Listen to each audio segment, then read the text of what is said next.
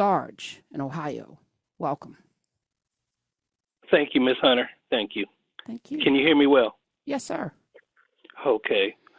First things first. Let me just say this here.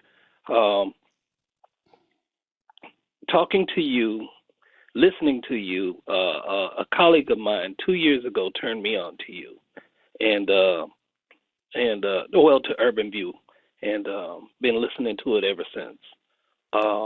I'm all over the map right now.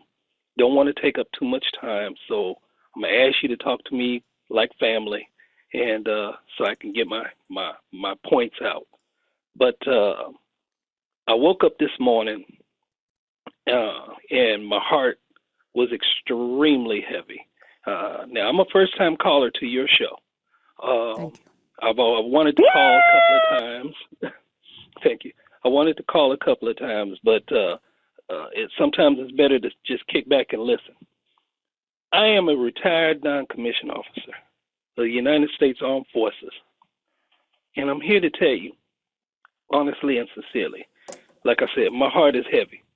I did not think that this country, the nation that I so proudly protected, defend, and served, would have made a choice the way that they did. And it blew me away. You know, even though I'm retired from the armed forces, I have a son who's now in the United States Armed Forces. And this weekend, he has called us up to come to his location because he's going to re-enlist. After last night, I sat back and I said, I really want to tell him, don't do it. I'm not going to tell him don't do it, but I want to. My wife called me today at work. She said after you left, our daughter woke up. She's taking government. This is a course that she has to take in high school before, graduating, and she wants to go to an HBCU. But the whole point is she said she couldn't console her. She couldn't console her. She said she was so disappointed in this child's lifetime. She was wanting to wake up in rejoicement. I'm here to tell you, ma'am, when Ray Charles made that one song, America, I'm here to tell you, that song has followed me throughout my whole career.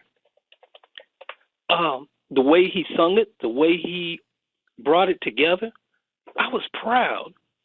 Don't get me wrong. My units have been in 3 major campaigns during my time period. And my last one was Desert Storm. Coming home, because this is the country that I grew up in. This is the country that I so proudly defend and serve so people can have their freedom.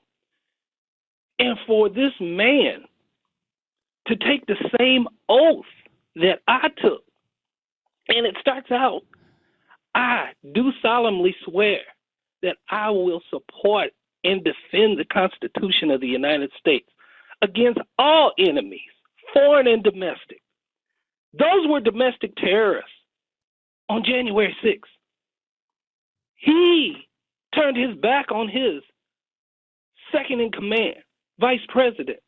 And for this country to ignore that and say things that he did was locker room talk, and they voted him in. Yes, ma'am. My heart is heavy, honestly and sincerely. Most of us have a shadow board. Most of us have a room in our house where we display our military plaques and different things, so when people come in, they say, oh, this is what you did, this is where you've been, in the whole 9 yards. Mine are not hanging up as we speak right now. Mm-hmm. Sarge, I don't know how to. Go ahead.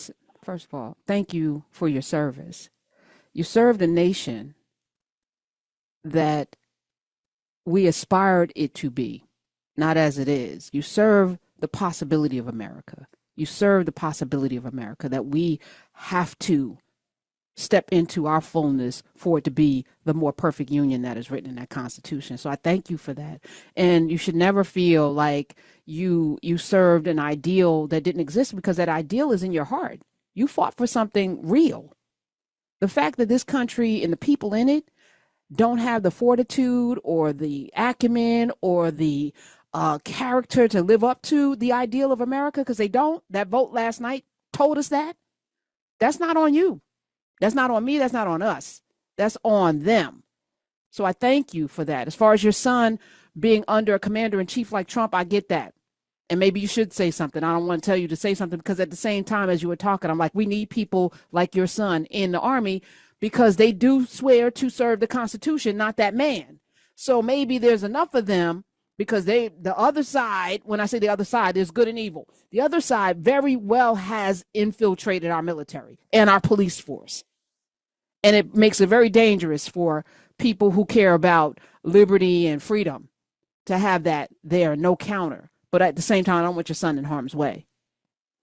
But I appreciate, first of all, you being a first-time caller. I appreciate all of the first-time callers and all of the third-time callers and the 20th-time callers and all of the people that listen to this program. But I appreciate your service, because it's bigger than that. There's so many people who serve the military who right now are heartbroken, and I feel that. I feel your heaviness.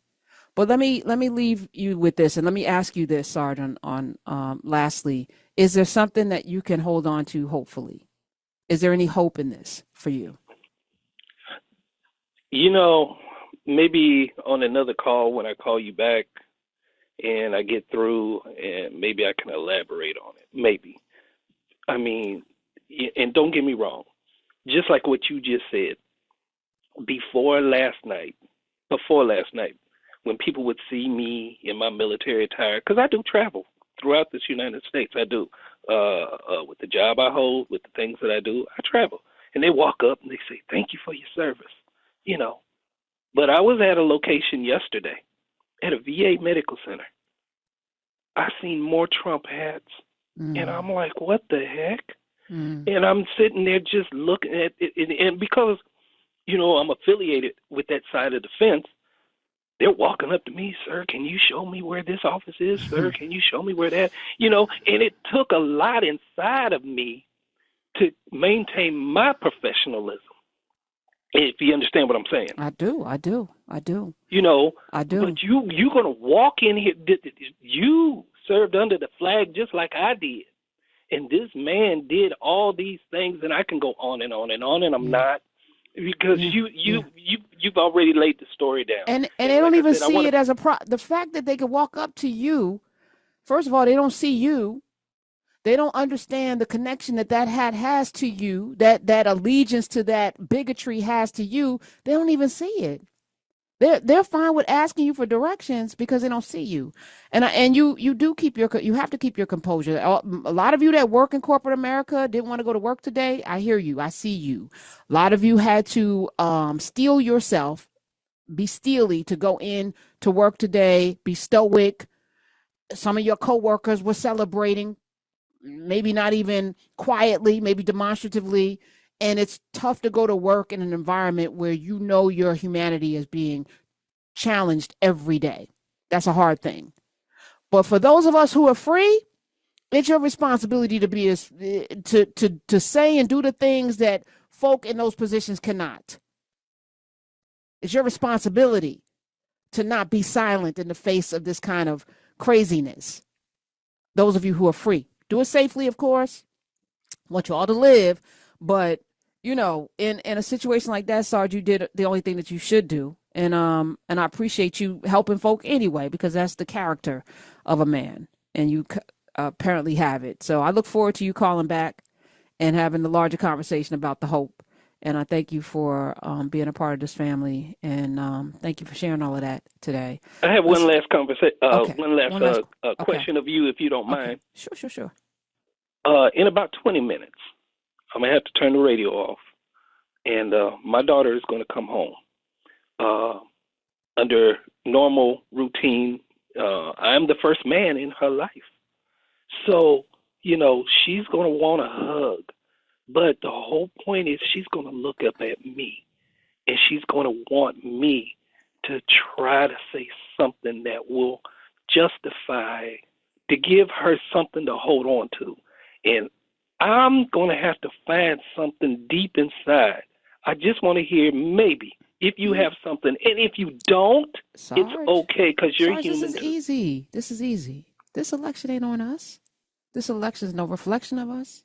This election has no, well, we did what we needed to do. We did it in numbers that far exceeded any other group. You hug your daughter and you tell her you love her. That's the only responsibility you have to that daughter of yours, is that you love her, that you're going to be there for her no matter what. And that's all any child wants of a parent, is to know unconditionally that I am loved and that you got me. That's it. That's your only responsibility, Sarge. This election and all of this geopolitical stuff, which is going to happen, by the way, there's a lot of geopolitical stuff on the horizon. We are bracing ourselves for again, things we can't control. You can't control this, but you can control that relationship. So give her a hug and tell her you love her. Real simple.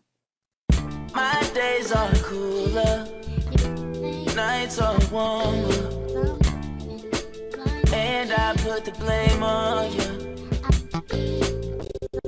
Time moves slow, but my heart beats faster. When these eyes are looking right at you, right at you. You give me something to believe in, just what I needed. You're the closest.